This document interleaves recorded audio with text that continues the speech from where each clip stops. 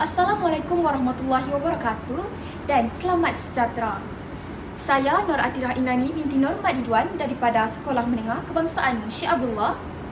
Hadirin sekalian, hari ini saya ingin berkongsi kepada anda semua tentang 5 ciri murid sejahtera yang menjadi tonggak dalam rangka Pelan Pendidikan Malaysia. Pertama, murid sejahtera ialah murid yang berilmu, sentiasa mencari ilmu pengetahuan dan mengaplikasikannya dalam kehidupan seharian. Kedua, murid yang berakhlak mulia, menghormati guru dan rakan. Ketiga, murid yang beridentiti nasional, bangga dengan budaya dan bahasa kebangsaan. Keempat, murid yang sejahtera fizikal dan emosi, menjaga kesihatan tubuh serta keseimbangan mental.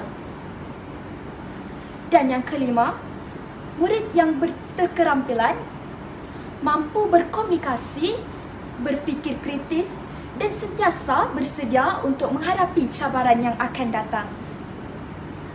Dengan 5 ciri ini, kita yakin murid Malaysia dapat melahirkan insan yang holistik, berdaya saing dan mampu menyumbang kepada negara tercinta.